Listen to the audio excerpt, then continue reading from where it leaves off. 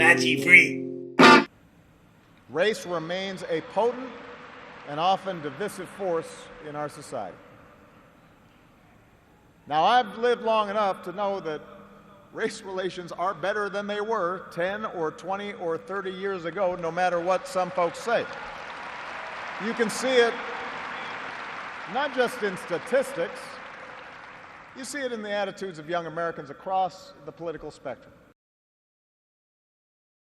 Get drunk. This bitch ass nigga right here. Yeah.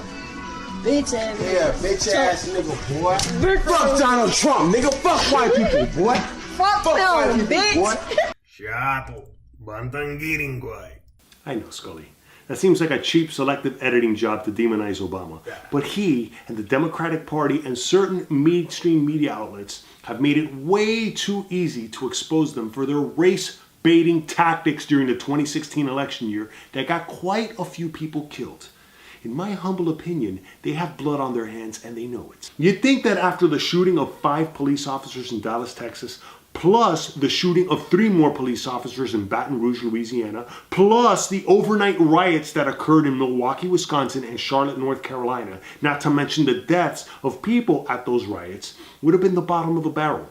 You'd think that after all those events and so many others last year would have been a wake-up call to the Democratic Party and news outlets like the Huffington fucking Post, MSNBC, CNN, BuzzFeed, etc. to stop pushing all the race-baiting tactics and the false, incomplete narrative about unarmed black men being systematically killed by white police officers. But no, it wasn't. And that's why I find it so audaciously hypocritical and dangerous of Obama to make that statement in Chicago, the same city where just a few days earlier 4 black racist thugs kidnapped and tortured a white special needs kid. And that despicable crime is proof positive that racism isn't a one-way street. It's not just whites who are capable of blind hatred of others based on their race or ethnicity. And by the way, this video is not about trying to disparage Obama's farewell speech. It was actually a pretty good speech. I've listened to it numerous times. I've made it a point to step out of my bubble and listen to what our ex-president has to say. But this toxic divide that is being pushed by the Democratic Party and their strategists on news outlets like CNN needs to be called out and understood by everybody if possible. And if you think I'm full of shit, here's what I'm talking about. Look at how this was discussed on CNN. So this is absolutely sickening, but I'm going to say something that's probably not very popular. We cannot callously go about classifying things as a hate crime. That is not a hate crime. Hate crimes are because of a person's racial ethnicity, their religion, their gender, a disability. It is your political leanings, because someone doesn't like your political leanings and they do something bad to you. That is not a hate crime. And so I'm not defending what they did. What these young people did was sickening. I would argue that they also need some help in addition to some consequences, but this just didn't come out of thin air. Look, it's one thing to play down these crimes to keep hot-headed political news junkies like me from flipping out over this shit. I get it. But it's a whole other thing to subtly legitimize it. And I know that this has been pointed out by many other people on YouTube, so it's not like I'm breaking any new ground. But since most people are understandably outraged about the double standard in the media by burying this story so quickly, what doesn't seem to be pointed out enough is that Simone Sanders is a Democratic strategist, and she was the national campaign advisor for Bernie Sanders. And that is the danger and the highlight that I want to point. I'm not worried about some impending race war between blacks and whites, because more than enough black Americans are tired of this shit themselves, and you see it with enough black YouTubers who are calling this bullshit out. That's because anyone who bothers to take the time to inform themselves from an objective point of view and takes the extra step to be honest about it will stumble into the same conclusion. This is about a dangerously divisive tactic being pushed by one of our major political parties. And it's especially being pushed through their media outlets of choice like CNN. Just look at this article that they had published before. Admit it, you're a racist. Oh, go fuck yourself, John Blake. Look at him with his smug little face. And the rippling effects of these toxic ideas have disastrous consequences. That's why you get 4 black racist idiots kidnapping and torturing a friend of theirs because he supposedly said he liked Donald Trump. So where'd they get this idea from? What the fuck did they think they were going to accomplish by live streaming an obvious hate crime on Facebook that was clearly racially and politically motivated? That is the symptom to a much deeper problem that people like Simone Sanders and Barack Obama don't want to admit that they've helped create and fuel. That's why they will deflect and say things like, well, this doesn't come out of thin air. Of course it doesn't, you fucking bitch. It comes out of your own indirect, read between the lines justification of heinous crimes like these. Remember this video last year after Trump won the election and these other heartless, racist imbeciles attacked an elderly white Trump supporter and captured it on video, no less? Listen to how Simone Sanders talked about it on CNN. What do you say to the people who dragged a poor white guy out of a car and beat him? Oh my goodness, poor white people, please, oh my, stop it, Carl. What I say to people that protest is that, first of all, apparently has never been an acceptable. Pardon me, there has never been an acceptable form of protest. What I'm saying is I am calling for people to be peaceful. Bullshit. You cannot honestly say that you're calling for people to be peaceful.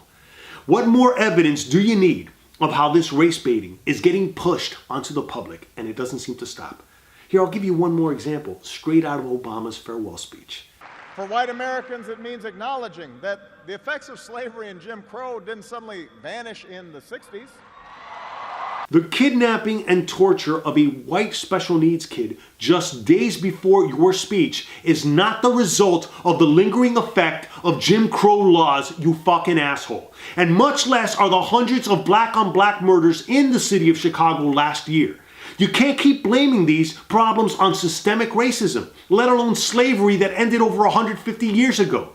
Stop using that as an excuse for the inexcusable criminal behavior that is costing people's lives, especially black lives. And why would Obama even say that with almost a smirk on his face?